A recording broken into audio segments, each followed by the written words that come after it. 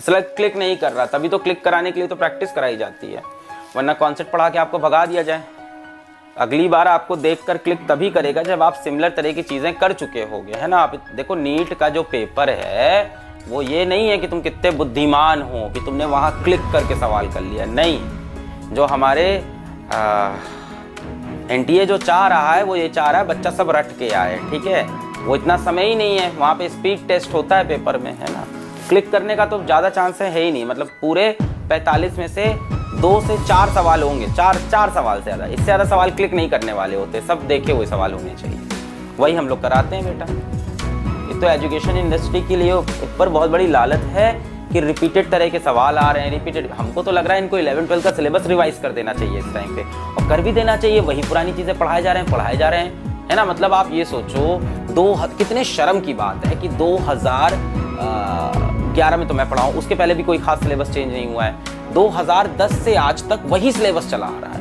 क्या दुनिया आगे नहीं बढ़ रही है फिजिक्स में? बिल्कुल बढ़ रही है। तो क्या बच्चों को भी 10 साल और आगे नहीं बढ़ाना चाहिए? बिल्कुल बढ़ाना चाहिए, नहीं बढ़ाया है ना। तो ये इसीलिए क्या हुआ है कि पैटर्न सवाल हो गए, रटे हो गए, क्लिक करने वाली बात खत्म हो गई। सिर्फ जेई एडवांस में ट्रू है क्लिक करने वाला ना आप जेई मेंस में होता है, क्लिक करने वाला ना नीट में होता है। सब ये सब बकवास बातें। कॉन्सेप्ट्स होते हैं, सवाल वही सिमिलर होते हैं घूम फिर के। जो देखा है वो कर पाएगा, जिसने नहीं देखा है वो नहीं कर पाएगा। जिसने नहीं देखा है वो करेगा तो उसको 5 मिनट लगेंगे इसको करने में। जो रट के आया चीजें उसी का देखो। अब जो सच्चाई एक्सेप्ट करो, नहीं कॉन्सेप्ट इंपॉर्टेंट। 11th क्लास में चूजे आते हैं, अब चूजों क्या करते हैं, कोचिंग वाले टीचर एकदम बेवकूफ बना देते हैं। बेटा कॉन्सेप्ट होता है, concept important, I agree to it, but concept के साथ साथ न्यूमेरिकल प्रैक्टिस बहुत इंपॉर्टेंट होती है, इक्वली इंपॉर्टेंट है। एक ऐसे कंपटीशन में जहां स्पीड टेस्ट होने वाला है, नीट में स्पेशली जहां स्पीड टेस्ट होने वाला है, वहां प्रैक्टिस बहुत इंपॉर्टेंट है, वहां सवाल लगाना बहुत इंपॉर्टेंट है।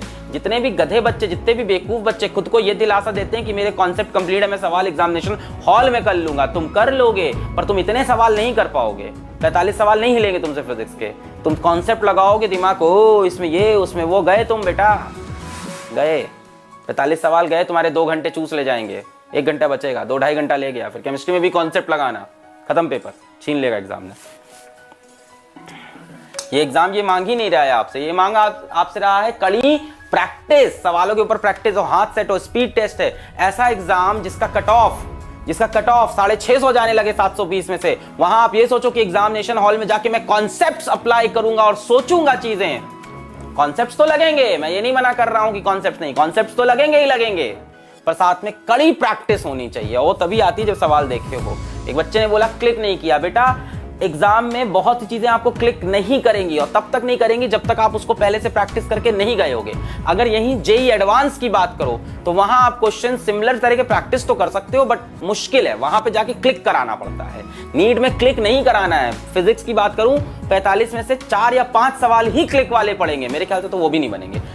मैं तुमको एकदम रियलिटी बताऊं, 2 से 3 सवाल शायद आए क्लिक वाले, शायद 2 से 3 सवाल, 3 इज द लिमिट।